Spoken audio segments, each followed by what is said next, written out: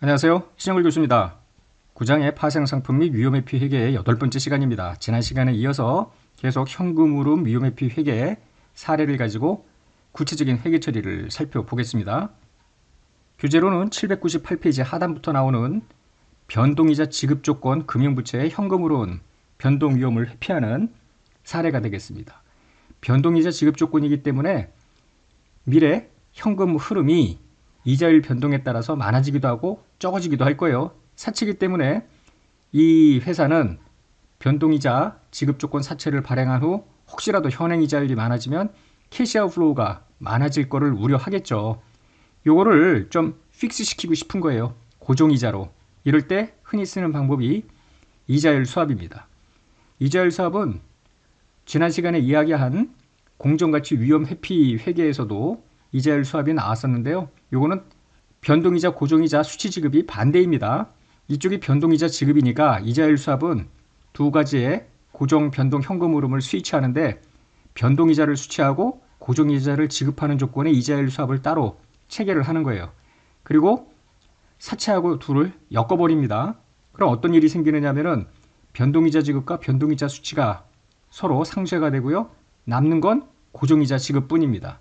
따라서 이 사채의 성격이 고정이자 지급, 부채로만 그 성격이 남기 때문에 현행이자율이 어떻게 향후 변동이 되더라도 변동이 되는지에 상관없이 고정이자 지급으로만 남게 되니까 미래 현금흐름 변동 위험으로부터 프리해질 수 있겠습니다. 예제 8번을 통해서 이자율 수합을 통한 현금흐름 위험회피 사례를 들여다보겠습니다. 갑회사는 만기가 3년이고 변동이자를 지급하는 액면 100만원짜리 채무상품, 사채겠죠? 이걸 1년도 초에 발행을 했대요. 채무상품의 변동이자율은 리보 플러스 2% 신용 스프레드를 가산하는 겁니다. 직전 연도 말에 리보를 기준으로 설정이 되고요. 그 이자를 1년도 후, 즉 당년도 말에 지급이 되는 케이스고요. 채무상품을 발행할 때 리보는 4%였대요.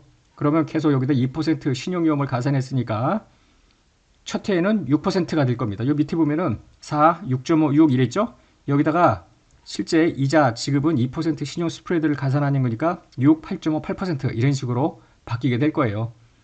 그런데 갑회사는 이자 지급액의 현금 흐름, 즉 캐시 아웃플로우의 변동 위험이 너무 싫은 거예요. 이를 회피하기 위해서 사용할 수 있는 방법이 수합계약을 체결하는 거예요. 똑같은 만기 3년짜리를 갖다가 매칭을 시키는데요. 수합계약의 조건을 보니까 고정이자 4%를 지급하고 이게 마이너스입니다. 리보를 수취합니다. 요거만큼 돈을 받아요. 나는 리보의 2%를 가산한 이자가 채무 상품에서 나가는 거 아니에요. 그러면 요거를 한번 합성을 해보자고요. 리보 나가고요. 2%도 나가잖아요. 근데 여기서는 수합계약에서는 4%가 나가고 들어오는 건 리보만큼 들어오고, 그러면 보세요. 리보 나가고 리보 들어오는 게 상쇄가 될 거 아니에요. 그럼 남는 건 6% 이자가 나가는 것만 남는다고. 즉 변동이자 지급 조건의 채무상품이 6% 고정이자가 나가는 채무상품으로 그 성격이 확 바뀌어버리죠. 그래서 미래에 변동이자율이 어떻게 바뀌든 상관없이 고정이자 지급 조건으로 가게 되기 때문에 현금흐름 변동 위험으로부터 프리해진다, 이렇게 보면 되겠죠.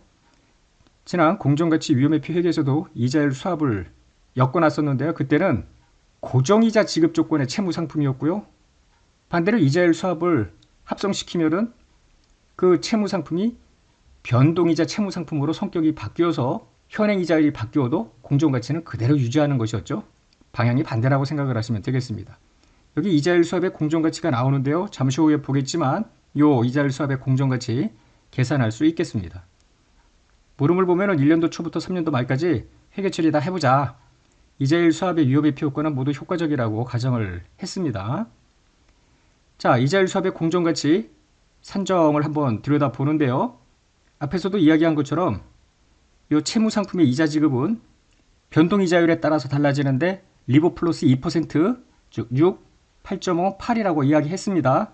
그래서 이자 지급액은 각각 6만원, 8만 5천원, 8만원이 1, 2, 3년도 말에 지급이 돼요. 한편 수합계약에서는 4%를 지급하고 4만원씩 나가죠. 리보를 수취합니다. 리보는 4%, 6.5%, 6%입니다. 그렇기 때문에 이 수학계약에서는 1년도에는 아무런 현금 유입 유출액의 차이가 없지만 2년도 말에는 들어오는 돈이 나가는 돈보다 25,000원 많고요. 3년도 말에는 들어오는 돈이 나가는 돈보다 2만 원이 많게끔 요 연초, 즉 3년도 초, 2년도 초에 이런 추정이 가능한 거 아닙니까? anyway, 들여다보면은 차입금 이자가 6만 원이 나가는데 수학계약은 아무것도 없어요. 따라서 6만 원만 돈이 나가죠. 2000년도에는 8만 5천 원의 현금 지급이 있는데 수학계약에서는 2만 5천 원이 들어오니까 퉁치면 역시 6만 원의 현금 유출이 있고요. 3년도에는 8만 원의 현금 지급이 있는데 수학계약에서는 2만 원의 현금이 들어오니까 퉁치면 6만 원. 결국 6%만큼 이자가 나가는 걸로 알 수가 있죠. 이미 우리가 앞에서 이게 고정이자 6% 지급 조건의 채무상품으로 그 성격이 바뀌었다라는 것을 이 표를 통해서도 알 수가 있어요.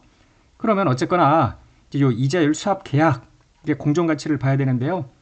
1년도 초현재는 1년도 말에 아무런 추가적인 현금 유출입이 없기 때문에 이게 3년 내내 계속 간다고 가정을 해야 될 거 아닙니까? 따라서 공정가치가 0이 되는 거예요. 그런데 2년도 초 시점에는 2만 5천 원만큼 더 받을 걸 받는 시점은 2년도 말입니다. 1년 후에 더 받을 걸 알잖아요. 그런데 이후에도 그 다음에 변동이자율이 얼마가 될지 모르니까 계속 2만 5천 원, 2만 5천 원 더 받을 걸로 예상이 됩니다. 그래서 1년도 말 수학계약은 2만 5천 원씩 두 번 더 받는데요. 그때 할인율이 8.5% 계산을 하면은 44277만큼 돈을 더 받을 것 같아. 그게 바로 이자율 수합 공정가치 평가 증입니다. 한편 3년도 초에는 3년도 말에 가서 2만 원의 돈을 더 받을 것 같아. 그러면 2년도 말, 즉 3년도 초 수학계약의 공정가치는 1년 후에 2만 원을 더 받을 것 같은데, 즉 3차년도 적용 할인율은 8% 아니에요. 18519만큼 이익입니다. 평가이익. 그래서 이렇게 나오는 거예요. 이게 다 계산이 가능하겠습니다. 한편 1년도 말, 2년도 말 채무상품의 공정가치를 보면은 1년도 말 현재 미래 현금 유출액은 이자 지급 8만 5천 원, 8만 5천 원에 100만 원은 원금 아니에요. 이거를 당시의 할인율 8.5%로 디스카운트 하면은 100만 원. 변동 없네? 당연하죠. 변동금리 채권의 공정가치는 변하지 않아요. 분모와 분자가 함께 바뀌기 때문입니다. 자, 2년도 말에는 3년도에 이자 지급액이 8만 원인 거 알고 있죠? 8%가 할인율이기 때문에 역시 100만 원. 따라서 채무상품의 공정가치는 변하지 않습니다. 한편 수학계약의 공정가치 1년도 말에 44277인데요. 수합계약의 공정가치 평가 이익만큼을 OCI로 인식을 해야 돼요. 1년도 말 잔액은 44277인데 44277은 다시 어떻게 계산했는지 보세요. 1년도 말 현재 1년 후, 2년 후 현금 흐름에 8.5%로 디스카운트한 현재 가치로 계산을 했습니다. 그러니까 1년도 후에는 8.5%를 곱한 3764만큼 늘어나야 되죠. 그런데 실제로 2년도 말에 가면은 2만 5천만큼 수학계약으로부터 돈을 받을 거 아니에요. 그거만큼 죽여버립니다. 그러면은 2년도 말 OCI 잔액은 23041인데 이 금액은 계속해서 향후 2만 5천 원의 현금 흐름을 8.5%로 디스카운트 했을 때 23041이죠. 그런데 2년도 말에 가면 현금은 2만 원을 받을 걸로 추정이 바뀌고요. 할인율도 변동이자율이니까 8%로 바뀔 거 아니에요. 즉 잔액이 18519이어야 됩니다. 18519이어야 되기 때문에 이 두 금액의 차이만큼 플러스 마이너스 조정을 해줘야 돼요. 여기서는 마이너스 4522만큼 OCI를 조정해줘야죠. 그래서 18519, 18519의 8%, 1481 마지막 연도에 이자 2만 원을 받을 거 아닙니까? 2만 원. 그래서 0이 됩니다. 이 표를 잘 갖고 있어야 돼요. 이거를 잠시 후에 보는 분기에 반영을 할 겁니다. 1년도 초에 채무상품 발행하면서 돈이 들어오죠. 장기 차입금 이렇게 분개를 했습니다. 자, 장기 차입금 이자 비용 초태에는 변동이자율 6%입니다. 이자 비용 현금. 그리고 나서 연도 말에 이자율 수합 평가를 하는데 평가 이익이 44277 미리 계산해 놨죠. 이게 OCI입니다. 그러면서 파생상품 자산 해가지고 끝난 거고요. 자, 2년도 말이 됐습니다. 2년도 말에는 8.5%의 변동이자가 지급이 됩니다. 그래서 85,000, 85,000. 앞으로 가보면은 OCI를 3764만큼 증액시키죠? 그 3764만큼 파생상품 자산, OCI 이렇게 증액을 시켜 놓습니다. 한편 25,000원만큼 이자를 받기 때문에 OCI를 한 방에 죽여버리죠? 이 분기를 여기서 하는 거예요. 이자 비용을 죽이면서 위험회피 적립금 하고 죽입니다. 결국 이자 비용은 요거랑 네팅이 돼서 6% 이자로 바뀌는 거예요. 그리고 실제로 돈 25,000원 받으면서 이미 이식했던 파생상품 자산 25,000원을 죽여버립니다. 앞서 이 표에서 잔액 조정을 해야 되겠죠? 조정존 잔액은 OCI 23041인데 18,519로 바꿔야 되기 때문에 4,522만큼 강제로 OCI를 감액시켜야죠. 파생상품 자산 이렇게 해버리고요. 3년도 12월 말에 세 번째 년도 8% 변동이자 나가고요. 차입금 상환하고 이쪽은 끝이 납니다. 이자율 수합에서는 마지막 연도에 1481만큼 OCI를 증가시켜 놓습니다. 그러고 나면은 OCI는 여기까지 하고 나면은 2만이 남는데 이자 비용 상계하면서 마지막 2만 원이 다 빠지는 거예요. 그래서 이자 비용, 위험회피 적립금, 그리고 남아있는 파생상품 자산 죽으면서 현금 받고 끝나는 것입니다. 지금 보다시피 현금의 흐름, 즉 캐시 아웃플로우는 6% 이자로 매년 고정이 됨을 알 수가 있어요. 교재 802쪽입니다. 외화 위험회피 확정계약인데 확정계약은 지난 시간에 페어밸류 해지 대상이라고 했어요. 왜냐하면 확정계약은 픽스드 프라이스로 사거나 파는 계약이기 때문에 이후에 시가 변동에 따라서 상대적으로 변동 위험에 노출이 될 거 아니에요. 이럴 때 요 외화야 그런데 그러면 외화 위험회피 확정계약은 페어밸류 해지, 캐시플로우 해지 둘 중에 선택이 가능합니다. 이게 무슨 소리지? 회사의 위험회피의 목적이 확정계약의 공정가치 변동을 회피할 목적이라면은 공정가치 위험회피고요. 회사의 위험회피 목적이 기능통화 현금 흐름, 이게 만약에 달러야. 그러면은 환율에 따른 원화 변동이 기능통화고요. 기능통화의 현금 흐름은 환율 때문에 바뀔 수 있을 거 아니에요. 난 이게 바뀌는 게 너무 싫어. 이 기능통화가 바뀌는 게. 이거를 픽스 시키고자 하는 목적이라면은 현금 흐름 위험회피 회계를 적용하면 되겠습니다. 그래서 두 가지 선택이 가능한데요. 예제 9를 보겠습니다. 갑회사는 1년도 10월 1일에 기장치를 1000달러에 취득하는 확정계약을 체결을 해요. 그런데 기능통화는 원화래요. 2년도 3월 말에 대금을 지급하고 즉 1000달러 지급하고 기계장치를 인도받을 예정인데 갑은 1년도 10월 1일에 1000달러를 달러당 1100원에 매수하는 통화선도계약을 체결을 한 거예요. 그래서 그때 선도환율 1100원이고요. 그때 현물환율은 1050원인데 환율이 슬금슬금 올라가서 막판에 1140원으로 끝납니다. 자, 이런 케이스에서 물음은 두 가지가 가능해요. 갑회사가 6개월 뒤에 기기장치를 취득하는 확정계약을 체결을 했죠. 근데 달러 베이스로 매입하는 확정계약입니다. 이 외화 위험을 회피하고자 하는데 이걸 공정가치 위험회피 관계로 지정을 했다고 가정을 해보자고요. 즉, 이 달러 금액의 변동이 나는 싫은 거야. 그래서 회계 처리하라는 거고요. 두 번째는 물음일과 관계없이 확정계약의 위험 회피에 대해서 통화선도계약을 캐시플로우 해지야. 이거는 달러가 원화로 바뀌는 이 기능통화의 유출액을 좀 픽스시키고 싶은 거예요. 환율 변동 때문에 원화의 유출이 많아지는 게 나는 싫다는 겁니다. 그래서 이 두 가지로 나누어서 보자라는 겁니다. 회사의 해지 목적에 따라서 어떤 경우에는 공정가치 위험회피, 어떤 경우에는 현금으로 위험회피로 회사가 알아서 선택하는 겁니다.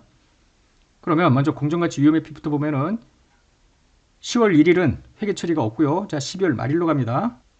1000달러를 매수하는 계약을 체결을 하죠. 1100에. 그런데 가보니까 1130으로 30원만큼 환율이 올라갔어요.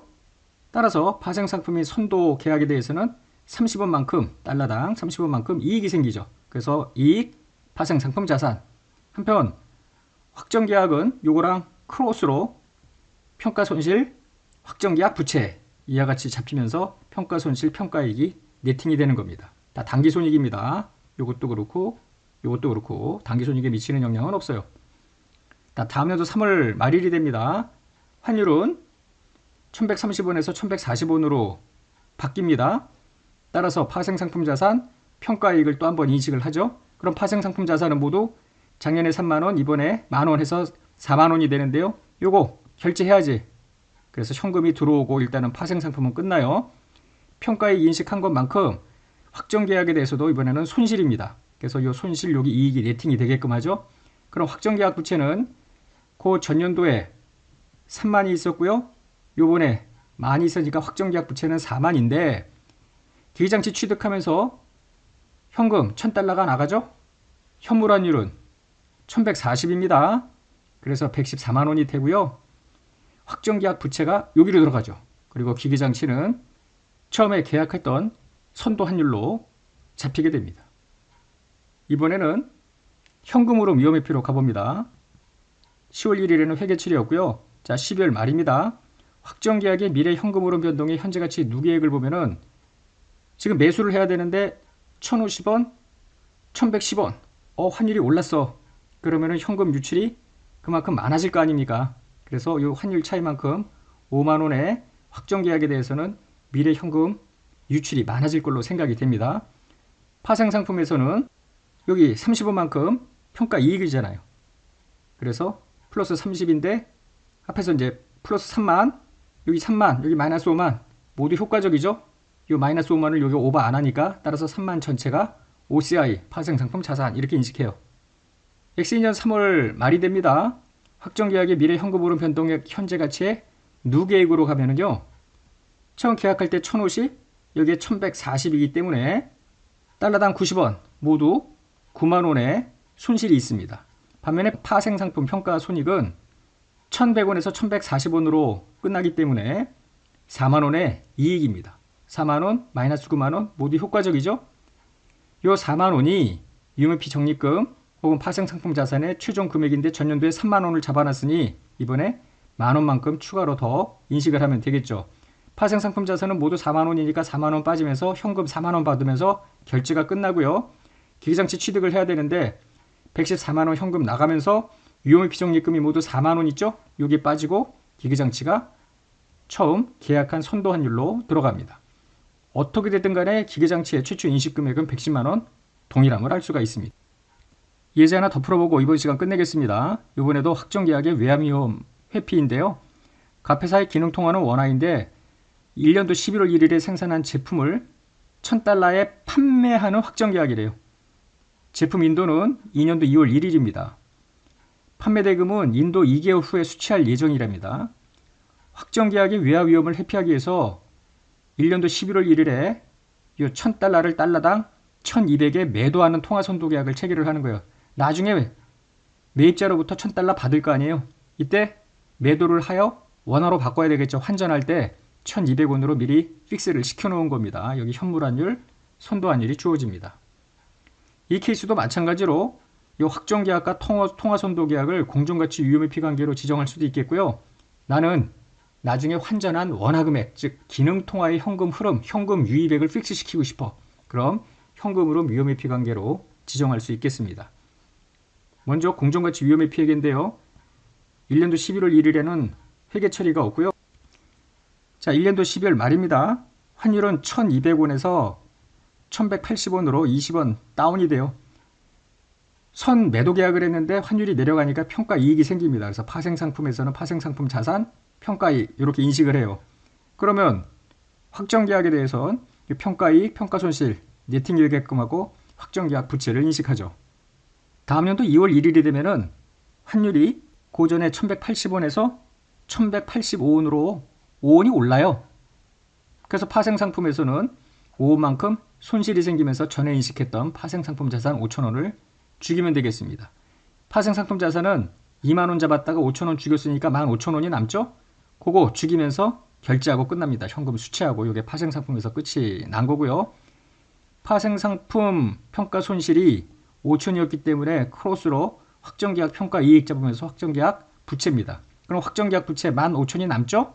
이때 매출 이미 잡아놓았던 확정계약 부채를 죽여버립니다. 매출 채권 또는 뭐 현금도 상관없습니다. 1185 여기에 1185 여기에 1호 도합 120만원이죠. 처음부터 회사는 달러당 1200원을 받기로 하고 매도를 한 거니까 딱 그 금액만큼 맞아 떨어지겠습니다.